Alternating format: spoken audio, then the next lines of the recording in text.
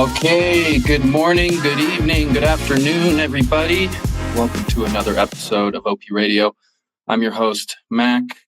I have the best job in the world because I get to talk to a bunch of really smart and interesting people building things in and around the optimism ecosystem. And we have just one such person with us today. Before I allow them to introduce themselves, though, I want to allow a colleague of mine, a fellow optimist, a colleague at OP Labs to say hello. Good morning, Zane. How are you? Good morning, Mac. Great to be here and excited to chat with y'all. For those that I haven't met, my name is Zane. I'm the product manager at OP Labs. Thank you for that, Zane. Super glad to have you. And so let's get right into it with our guest of honor, our featured nerd, Mr. Remco. Good morning, Remco. Hello, good to be here. We're super grateful to have you here with us, Remco. I think we're going to have a great conversation. Before we dig into who you are and your background, though, I got to ask, I don't know you very well, but on your Twitter bio, it says you are a bicycle maximalist. Can you explain what you mean by that? It means I try to do as many things on my bike as I can. I mean, I'm Dutch. I grew up on a bicycle. I was born on a bicycle. And I love nothing more than taking my two daughters in a stroller behind the bike and biking through endless forests. I absolutely love that. And I got to ask, you seem like someone who pays attention to the details. So what kind of bike are you working with? Oh boy, I found a really interesting one. It's a young startup from New York that is making extreme low maintenance bikes, and they made one that is using a gearbox made by a couple of former Porsche engineers that scaled down a proper auto transmission to bike size. So no more derailless braking or chains getting loose. The thing doesn't even have a chain; it has a belt drive. Love it. I absolutely love that. And, it kind of reminds me of technology because bikes are a piece of technology, right? And I think the more simple and elegant they can be, I just prefer that. Like I remember when I rode bikes, I had a fixed gear and I love the simplicity of it. There's just fewer things that could break. Yeah, they're not good on hills though. No, they're not good on hills. They're not good going downhill either. Yeah, no, I get what you're saying. I also love this saying. I believe it was Steve Jobs who at some point said that computers are bicycles of the mind. Interesting. Bicycles. I'm trying to parse that. What did Steve Jobs mean by that? It was in the context of like humans are not that fast as in terms of walking in the animal kingdom. Like cheetahs are way faster. However, a human on a bicycle can outrun any animal, right? And in that context, he presented computers as bicycles for the mind. Oh man, I can really relate to that. I feel like I can't even, like, if I don't, like, my phone is like this external hard drive for my mind. And if I don't make a note of it, I'm just going to forget about it. It's like this extension to myself now. Okay. Thank you for humoring us with that, Remco. I'm not surprised that you have a very cool bicycle. That sounds great. Maybe we'll get a chance to ride bikes together sometime. So Remco, for the folks here and for me as well, I know you've been in this space for a while, but can you tell us about how you got started in crypto and in Ethereum? Yeah, totally. You know what? Let's go way back when, because I've been in I would argue I've been into crypto since way before the Bitcoin white paper. I always was interested in the power of tools and how they can empower people, and specifically in math and what they can do, which got me into cryptography. And then in high school, like the whole Napster thing happened, and I suddenly saw that a piece of software, essentially just bits and bytes, code written by a bunch of people in their bedrooms, for all I know, can make an impact and is a force in this world that is unimaginably strong. Like the peer-to-peer file sharing machine showed how powerful and unstoppable the decentralized technology can be. So I was always fascinated in that and looking for ways to turn that into a force for good, and like a way to make society a better place using these strong technologies. So during university, I started a company that was working on decentralized file sharing technology. We took some inspiration from Git, which was relatively new at the time, to hash the history of file changes together. Now, these days, any startup would call that a blockchain, but that was not a thing back then. Let's see, how did I get into blockchain specifically? That was Yeah, through mutual friends, I got invited to spend a week at a squat somewhere in the outskirts of Milan. That was in 2013. And I ended up spending a week there with a bunch of people I didn't know at the time, but they're Amir Taki and Peter Todd and the whole OG Bitcoin gang that at the time was working on Dark Wallet, like a new kind of wallet specialized for, I would say, almost subversive use cases. Absolutely fascinating to meet people that were so driven by ideals and had such strong principles in what they were trying to realize in the world. But they also left it with a feeling that if they really want to take this mainstream, then this strong anti-establishment narrative is just simply not the way. It just feels too negative to me and also too uncompromising in a way. And then I heard about Ethereum and I saw how it handled the Ethereum and the DAO at the early days, which was an incredible experiment in decentralized governance and like collective decision making.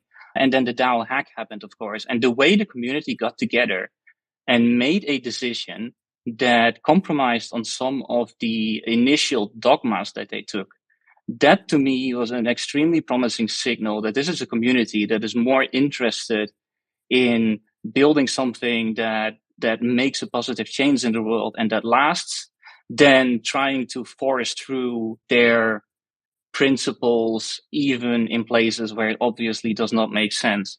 And of course you would never do such a thing and make such a decision again, but at the time I thought it was a sign of maturity within the ecosystem that they were able to do that. So basically from that moment on I got pretty excited about Ethereum. And the other thing is that Bitcoin at the time was moving away. It started with a VM that had quite a rich instruction set, but then as they found issues and bugs in it, because it is really hard to get these consensus algorithms right, they started locking it down. So all the smart contract functionality, or at least the initial directions towards it, got removed. And Ethereum instead took this as a core principle, and that allowed it to grow into something that is much more than just a currency. So then I would say co-founded or like joined really on a company that was going to bring private equity investment to the blockchain. This excited me because at the time, like one of the sources of like global inequality I saw is that it takes longer and longer for companies to do a public listing. Like it used to be that at a relatively modest valuation, companies will go to the stock exchange and the general public can vet them and join in and benefit from their growth as co-investors. That changed, and now companies basically stay in the hands of private equity investors for very, very long times. And which means that the majority of the growth and realization of potential of the company is captured by a relatively small group of people that have access to private equity. So yeah, we set out to. Yeah. They do that under the guise of consumer protection, right? Like the requirements. I think what you're referring to is an accredited investor, but that doesn't always turn out to be the case. Yes, and I can also tell you that plenty of the people who meet the criteria for accredited investor are really not much better investors than ones that don't meet that bar. So I'm not sure how well of a selection criteria that is in the first place. But anyway, we started this company to try and disrupt that, make this blockchain based, smart contract based. This was back in 2016, around the time of DEFCON 2, I think. But or at least I realized that one of the issues is that if you're a startup founder, you already have a lot of risk and challenges on your plate. And there is no shortage of private equity funding. So why would you take funding from this weird untested vehicle if you can just get plenty of non-risk funding? So naturally, it was very hard to find companies that were actually interested in taking funding through a decentralized means like that, because you want to de-risk your, like, you want to focus on your mission and not introduce any unnecessary risks. So I left that to join 0x Project pretty early on. I did audit their V1 contract and got in touch with Amir and Will that way, and they invited me to join the company right after the ICO. I worked on the smart contract for V2 and then ended up getting sucked into the research problem of scaling blockchains, because that obviously became the bottleneck to worldwide adoption. So did quite a bit of research into how can you build a DEX as a layer 2 exchange, ZK based. Got really deep into Starks as a solution there, which was fascinating. And then we got the most recent boom, which was all NFTs and yield farming. And I just got so disgusted by the way that every new project just tried to capitalize on the existing markets and try to make the people that are already there, give them like better means to get even richer. And none of these projects actually seemed to draw in any new users, probably with the exception of NFTs. NFTs genuinely pulled in a lot of new users with a new use case. But the yield farming stuff, it just left a bad taste in my mouth. And I was looking to leave the blockchain space altogether at that point. Also wanted to diversify more, get a little bit back to my roots of also doing a little bit of electronics and hardware engineering.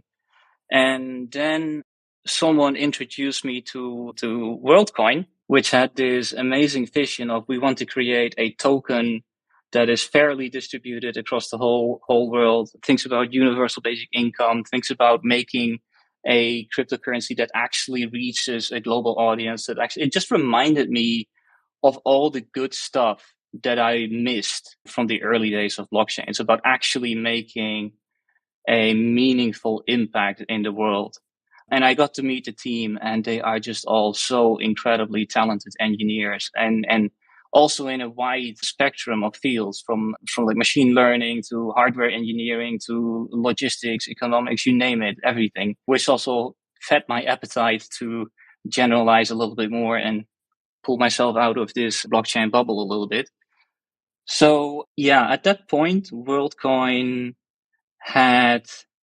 was in like I first saw it through a white paper that I got sent that was basically 40 pages of detailed drawings of how to build an orb and use biometrics to create a concept of a unique human.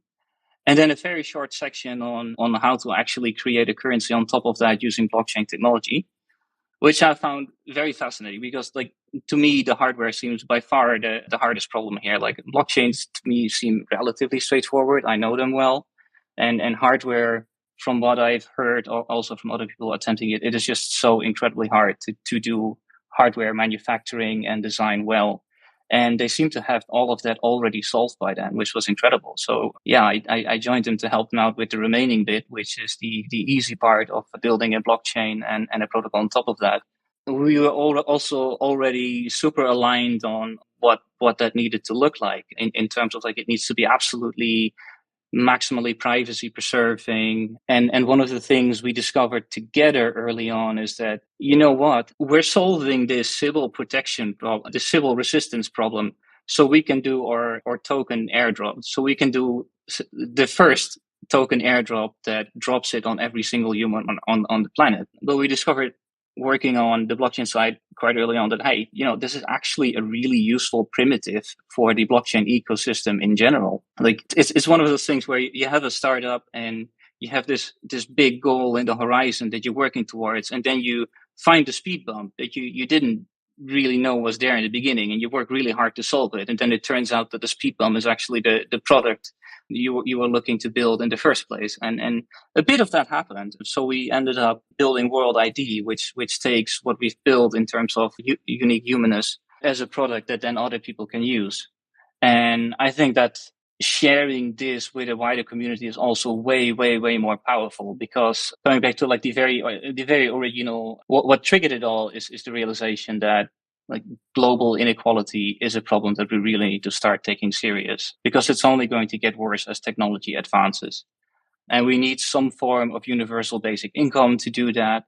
We cannot rely on governments to implement such a thing. You need to do it on a global scale. But one of the issues with that is that it's a so-called wicked problem. It is a very hard problem of which you can't even define what the boundary conditions of the problem are. You won't know what the solution is until you're actually there and you've actually solved it. So the best we can do there is, like, it would be foolish to think that we will be able to solve that just by engineering it and then throwing it into the world and assuming we got everything right. What we instead need to do is create the conditions for people to experiment and iterate. Much like how in DeFi, the existence of blockchains and smart contracts created the conditions for some people in their garage to start toying around with the idea of automated market makers, for example, and then just deploying some contracts and seeing how it goes. And of course, we all know how it goes. It became a very big success. But this garage innovation factor where people with a good idea have absolutely no hurdles in taking that idea and bringing it to life. That is very powerful. And we need something similar when it comes to global inequality. We need to have the right tools, basically, for anyone to pick up and build something that can address these problems. And we need experimentation here until we figured out what are the proper solutions. What an incredible and interesting story you have. And I just want to emphasize and underline sort of the through line here, which is that you've always been in this space and interested in this space for the same reason, which is financial sovereignty, if I'm understanding you correctly. And you've been here so long, I think you definitely qualify as an OG. I would even, I don't know if you identify with the term cypherpunk, but I might describe you with that term. And I just love that. I can just tell you're here for the right reasons. And I think all of us maybe have been a little disillusioned with some of the smoke and mirrors of the last couple of years. But I love this that you returned to the core mission and the core values and are continuing to work on that at Worldcoin. So what an interesting story. It will, in the process, launch WorldID, which is a proof of personhood solution that is for everyone to use and build protocols on top of, which basically introduces the concept of a human being in the digital domain. Like right now, we don't have a concept of what a human is in the realm of blockchains or in the digital domain, which is sorely needed because it prevents lots of useful things from being built. Like, for example, one person, one vote, or it prevents other people from doing airdrops like that, like we do. You kind of see this rat race on airdrops right now where people try to come up with more and more clever mechanisms to do an airdrop over their user base. And people find more and more clever ways to game the system. And to me, like the end game of that is that we just have airdrops directly to digitally verified humans. Yeah, this seems to be, we talked about this with the Ethereum attestation service last week. It's almost like an arms race against bots and AI to, try and figure out ways to prove somebody's an actual human being. Remco, so I want to, you told us what WorldCoin is and WorldID. I would actually like to take this time to address some of the common misconceptions about WorldCoin, because I think there are a lot of them, and I'd love to hear your take on it. So I think probably the biggest one that we're familiar with is this retinal scan is stored in a database somewhere, and people are rightfully concerned about that for privacy reasons. So could you just address that? There's a lot to unpack there. Let's start with the basics. Retinas and irises are different things. Irises is the visible part around the pupil. Retina is the thing that actually senses light in the back of your eye. We're looking at the iris. And the way it works is the ARP takes a picture of it. In the hardware itself, it immediately gets compressed into what we call an iris code, which is a small piece of data that then gets combined with a public key that you show the ARP from your wallet, and that gets sent to the backend, which makes sure that this particular iris code hasn't been seen again. The actual images and the raw data, unless you specifically opt into it, it never leaves the device itself. So that is the first layer of privacy protection that is there. Then the second layer is that as soon as we do verify that this is a iris that we haven't seen before, the public key, and only the public key, iris at this point is no longer involved. The public key gets sent to a smart contract on an EVM blockchain that maintains a Merkle tree of all these public keys. So these public keys are completely unrelated to the biometric. They're just literally private public keys like you generate in any wallet. They use slightly different cryptography. It's not easy DSA, but something different that's more friendly for zero knowledge proofs. And we want that because when you actually use it, you get the third layer of privacy protection, which is that you create a zero knowledge proof that you know the private key to a public key that is in this Merkle tree without actually revealing where or what in this Merkle tree it is. And it is this, and this is using Merkle trees and nullifiers, which is a kind of a nice tangentially story here. I'm not sure if I want. Yeah, maybe let's go into it. Why not? So, brief history of privacy in cryptography. There's a couple of approaches, but the approach that everyone takes right now started with I think the zero cache paper, where you have some sort of aggregator like a Merkle tree, all the public keys are in there, and you produce something called a nullifier to make a claim that you're a member from the set and you haven't made this claim before. That was done a long time ago already, and then all the future papers of like written on private transactions, all they do is create better and better ways to transfer different kinds of values, different kinds of tokens, have balances, and all of that. That is improved in. But the core principle of how to do privacy and nullifiers actually remained pretty much unchanged for the past almost 10 years now. And it wasn't until the privacy and scaling group at Ethereum Foundation built Semaphore that they decided, like, you know what? Let's just remove all of this transferring balances stuff. Let's just take privacy as a core primitive on its own and release that as a smart contract and library. That's a project called Semaphore, and that's what we ended up using.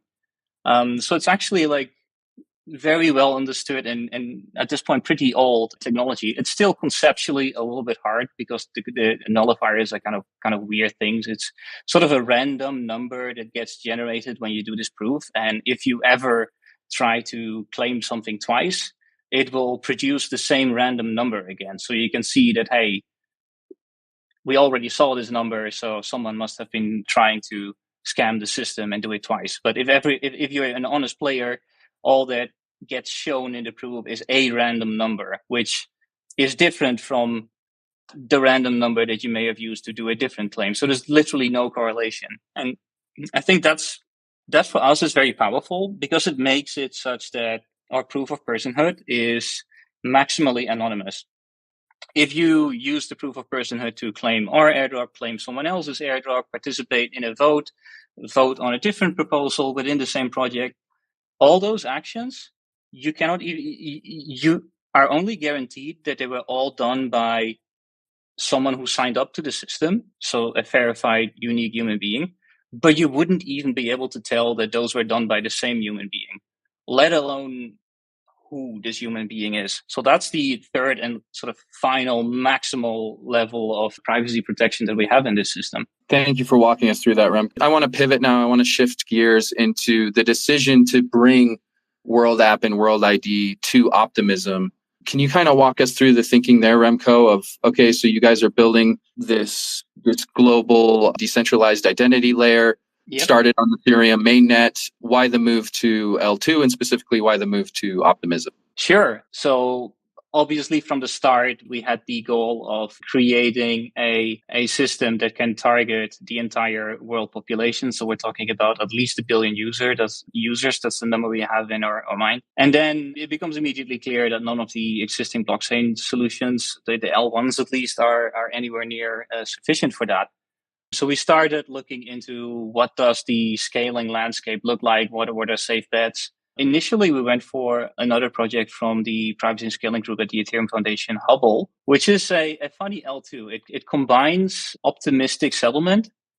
So you have very cheap verification costs that way with a thing called BLS signature aggregation, which achieves most of the savings that you could do with zero knowledge proofs without being as complicated.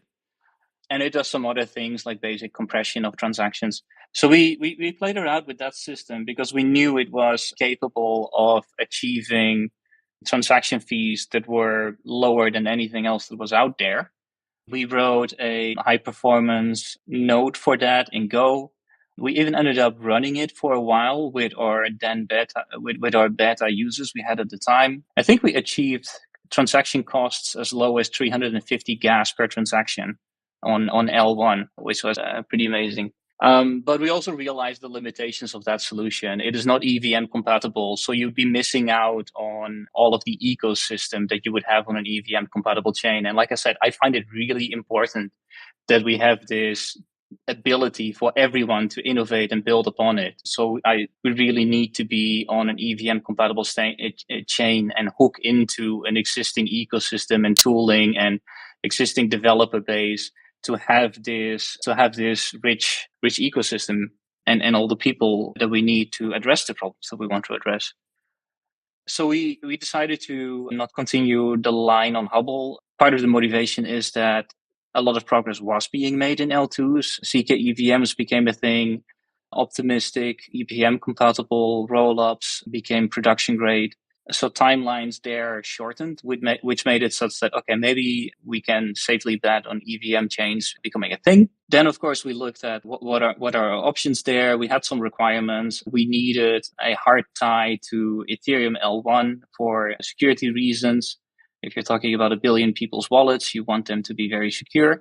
And then what we liked in particular about Optimism is, well, a couple of things, really. First of all, technological, how do you call it? Like how advanced the technology is for the L2 is only a factor in the success of an L2.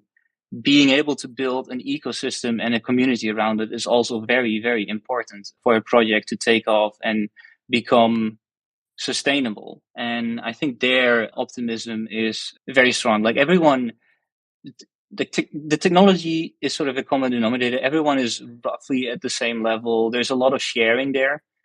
So no one is really getting ahead too far. It's not going to be the discriminator. The discriminator, I think, is going to be the ecosystem that you're able to build around it. And their optimism always was very strong. But with the superchain vision, I think they just kicked it in a whole nother gear where we're realizing that, hey, this L2 technology is almost a commodity, and we should instead focus on how do we create a community and as much shared common good within this as we can. But yeah, I am explaining you the superchain. I think you know it better than I do.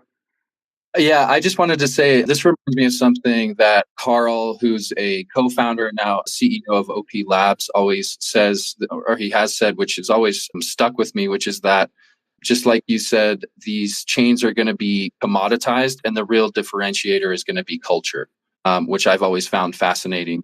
Maybe a little biased there because my skill set leans more on the cultural side than the technological side. But I always find that to be a really interesting point, and you seem to be confirming that. Yeah, that was a big driver. Also, we don't know yet what exactly we need out of an L2. So the ability to take OP Stack and experiment and modify it to our needs is very valuable to us. Yes. It being fully open source and MIT licensed, that is always an option. So yeah, we love this collaboration. Same like EAS last week, just more partners helping us build this super chain vision together. And people like yourself, Remco, who definitely have a lot of expertise and a lot of value to add. So very exciting. I want to shift gears again. Zane is on the space with us today, and he gave a great overview of identity, decentralized identity on Optimism mainnet. Zane, I wonder if you could kind of just give the same spiel you did last week, and maybe if there's what the connection there is with Worldcoin and what this Worldcoin building on the OP stack means for Optimism mainnet. Yeah, absolutely. Howdy, y'all. Excited for Worldcoin to be coming to OP and the super chain. So why do we care about decentralized identity and what does it all mean? It actually kind of goes back to what Mac just talked about around like the culture of the Optimism Collective and probably a large part in like why each of you are in this space today, right? So the Optimism Collective is focused on scaling Ethereum and ushering in a new economic system and one that fuels positive sum games. So what does that mean? Like if you saw, I think it was over the last month, we just wrapped up retroactive public goods round 2, where over 10 million OP was distributed to 195 ecosystems or ecosystem projects, building on Ethereum. And the entire goal of that, right, is to solve for something called impact equals profit. Now, the idea there is that your contributions to your community and to your ecosystem should be rewarded with profit, or could be token, could be any form. And optimism is focused on redistributing all of the sequencer funds via retroactive public goods funding as a way to grow the ecosystem and achieve that vision. Now, decentralized identity is core to that mission, right? And the rationale there is like, how do we even figure out who gets, what was someone's impact or what was someone's profit? And the amazing thing about this primitive of decentralized identity is not only can it unlock things like democratic governance and quadratic and voting, but it also touches exactly on what Remco was talking about in the beginning of this space. It empowers individuals to have greater control of their finances and participate in the global economy on their own terms. So that's a little bit around like why builders in the Optimism Collective are so excited for decentralized identity and what it can bring. So last week we shared that the attestation station, or you can imagine this as like a multiplayer database that allows you to store, non-transactional data about specific addresses. Now we announced that product was upgrading to the EAS standard, or Ethereum Attestation Service. And in that announcement we shared, as we're building decentralized identity in the Optimism ecosystem, we're not doing it as a one-off entity, as OP Labs or as OP Foundation. We're doing this with other collaborators in the ecosystem, like EAS, like Otterspace, like Click, like Gitcoin, to come up with something that empowers each individual to own their identity in the way that they want to. So in a similar approach, right, with what Worldcoin is doing, we are so excited to get to collaborate and to come up with something that allows builders to use the available data on chain as well as off chain to come up with novel solutions that are using decentralized identity. And we can't share too much alpha, but we have some upcoming products that are going to be a 20x better experience than existing solutions when you use decentralized identity. And we're really excited longer term for the Optimism Citizen House governance to start using this same amount of variety of identity data, whether it's Worldcoin data or attestation data in the attestation station, to really empower the ecosystem and allow for net new innovations to show up. Thank you for that, Zane. Yeah, I just want to re-emphasize here. I'm just so excited that, with Base, the team at Coinbase joining us as contributors at the Optimism Collective, and now Worldcoin, I'm just incredibly optimistic with the amount of intellectual firepower being aimed at some of these problems. I think that's the most exciting aspect of this all, is just bringing people like Remco and the whole team at Worldcoin on to help us solve some of these problems. Yeah, 100%. Like, one of my favorite things is, we have this attestation station collaborators channel. Maybe we should rename it the Decentralized Identity Collaborators channel, for people that are, iterating on identity and reputation on the super chain. And it's got like over 10 distinct teams and I think over 120 contributors now on there. So if you're interested, in using Worldcoin or other types of, reputation type data, definitely check out our most recent blog post. At the bottom of it, there's a link to our Telegram collaborators channel, and we'd love to, kick the tires together. Yeah, and that blog post can be found at blog.oplabs.co. I think we're getting kind of close to winding this down, guys. Is there anything else you wanted to talk about, Remco, before we close this thing out? Yeah, sure. I can be a little bit forward-looking. So one of the things we're looking at right now is we have in our wallet the proof of personhood check, but we have many more aspects to our identity. So we're looking a lot at how can we empower users to handle more complex identities. And one of the things that I think is going to be really important there is that we have very strong user agents, essentially, like pieces of software that act on the user's behalf, and they need to take privacy very serious. So we're researching right now how we can do very large zero knowledge proofs on mobile devices. This sounds like something that might usher in that next billion users. Yes. Awesome. And for people listening and you want to follow along with this, you want to maybe do some research after the show, I'd encourage you to follow Worldcoin on Twitter. Also check out the announcement blog post that they put out about this collaboration with Optimism. That can be found at worldcoin.org/blog. with that, unless my guests have anything else to add, I'd just like to thank everybody for joining us today on OP Radio. Thank my guests. Remco, you did not disappoint. You sound like a very interesting individual, and I hope someday we get to ride bikes together. Looking forward to it. Anytime. Awesome. Thanks so much, everybody. I hope you have a great rest of your day, and we'll see you on the internet. Stay optimistic, y'all.